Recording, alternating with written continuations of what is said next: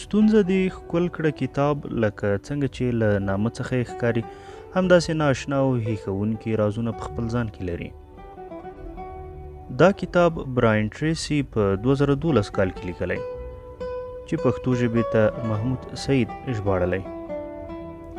په دې کتاب کې 12 داسې لارې چارې ښوول شوي چې د ژوندانه په هر اړخ کې هغه که د محصلۍ، سوداګرۍ، د ډلګۍ مشرۍ او په هره سطحه ژوند وي د منفي فکرونو او سوچونو په مثبتو اړولو سره مرسته کوي.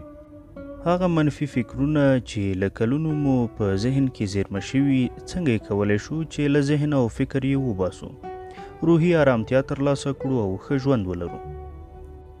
دلته ما په کتاب کې د ذکر شویو نامتو شخصیتونو د ژوندانه هغه سپارښتنې او لارښوونې راخیستي چې د ژوندانه په جوړولو کې څومره رول او کردار لوبولی شي.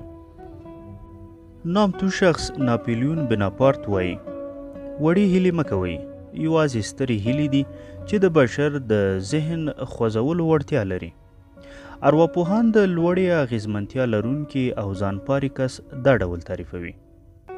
هغوی په رښتیني ډول خوښ، له خپلې نړۍ سره سوله ییز، په ځان باوري، مثبت شخصیت لرونکي، شکر کښونکي او انرژي لرونکي دي. داسې کسان له خپل بالقوه پوتنشل نه رضایت لري او په ټولیز ډول د ژوند په اړه فوقالعاده احساس لري. په رښتیني ډول په خوښ او راضي کس د بدلیدو لپاره باید له ایډیال کس نه په روښانه تعریف چې غواړئ واوسئ او غوره ژوند چې غواړئ ویې لرئ پیل وکړئ. اکارت ټول په خپل کتاب د پاور آف ناو یا د حال ځواک کې په اوس شیبه کې د شتون او ارزښت په اړه خبرې کوي. هغه روښانوي چې کله چې پخوا انځوروو د خواشینۍ احساس کوو او کله چې ډیر وخت د راتلونکي لپاره اندېښمن شو بې ځایه سرخوږی جوړوو. ستونزه له راتلونکي سره اړه لري. ستونزه هغه مسله ده چې کولی شي په اړه یې څه ترسره کړي او په دې برخه کې خپلې وړتیاوې د بدلې پایلې ترلاسه کولو لپاره متمرکزې کړي.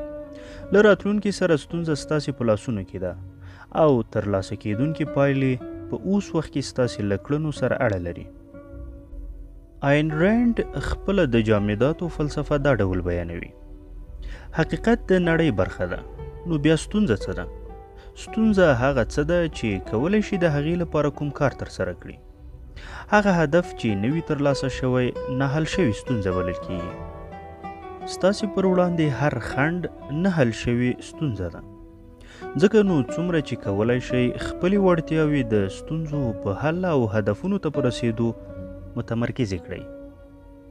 ستونزې هغه خنډونه دي چې د ژوندانه په اوږدو کې وغواړئ یا نه ورسره مخ کیږئ. حقیقت دا دی چې ډیر هغه واقعیتونه چې موږ خواشیني کوي له تیر وخت سره تړلي دي. هغه څه چې په تیر وخت کې رامنځته شوي واقعیت دی او د بدلون وړ نه دی. په دې موضوع پوهیدل ډیر مهم دي. ډیر کسان په اوس شیبه کې اندېښمنه او خواشیني دي ځکه هغه څه چې دوی یې پخوا هیله درلوده نه دي رامنځته شوي. خو په پخوا کې د هغو رامنځته کیدل یا نه رامنځته کیدل اوس یو نه بدلیدونکی واقعیت دی چې د واقعیتونو لپاره خواشیني کیدل هیڅ ګټه نه لري. سټیفن کووی په خپل کتاب د ډیرو اغیزناکو کسانو 7 عادتونه یا د 7 Habits of Highly Effective People کې لیکي: لومړی د درک کولو په لټه کې شئ، وروسته د درک کېدلو لټون وکړئ. له هر ډول قضاوت یا پایلې اخیستنې وړاندې د حالت په روښانه درک کولو تمرکز وکړئ. د نه منلو په ځای منل، د تیښتې په ځای مقابله کول او د چنګښې د رنګ ښودنې په ځای له هغې سره مخامخ کیدل د اغیزناکو کسانو نښې دي. په سخت حالت کې د تر ټولو بدو انګیرنو، فکرونو او یا غمیزې جوړولو لور ته له لیوالتیا ډډه وکړئ. ډیر کم داسې پیښیږي چې شرایط هومره بد وي لکه څنګه چې لومړی ښکاري. د هر حالت د څېړنې او ارزونې او د خپل ځان د کنټرول او آرامۍ کلي دا ده چې پوښتنو کولو او معلوماتو راټولولو ته دوام ورکړئ. کله ناکله هغه څه چې ستونزه یا ستر خنډ ښکاري هومره ستر او سخت نه وي. په معمول ډول هغه څه چې په لومړیو کې ستونزمن ښکاري د بدلون رامنځته کولو لپاره یو فرصت دی، کومه چې پټه پیرزوینه بلل کیږي. سمایلی بلنټن لیکي چې موږ په ټول ژوند کې هغه وخت تر ټولو ستره بریا او شونې سوکالي ترلاسه کولی شو چې له خپلو فطري وړتیاو نهایي ګټه واخلو. په ژوند کې ستاسې هدف خوښ اوسېدل دي. خوښي او ذهني هوساینه د انسان تر ټولو ستره پانګه او د ټولو ځاني چلندونو وروستۍ موخه ده. د ځان دننه خوښۍ ته د رسیدلو لپاره ستاسې وړتیا د یو انسان په توګه د بریا د کچې رښتینی معیار دی.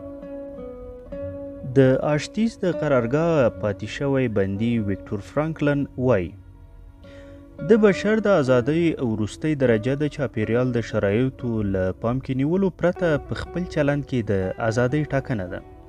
ځکه نو ستاسې تمرکز باید یوازې د هر ډول منفي احساساتو په له منځه وړلو وي.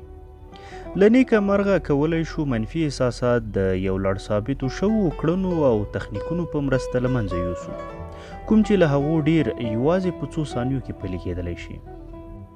ډانیل ګولمن په هیجاني هوښ کتاب کې د هیجان واورین غونډارې په نوم د یو جریان په اړه وایي چې منفي احساسات له لږو پیل کېږي، خو هر څومره چې هغو ته پاملرنه کوئ او انرژي ورکوئ هماغومره سترېږي. هوډ وکړئ چې د مثبتو فکرونو او احساساتو په اړه فکر وکړئ او منفي احساسات له منځه یوسئ. په یاد ولرئ چې تاسې خپل فکرونه په خپله کنټرولوئ.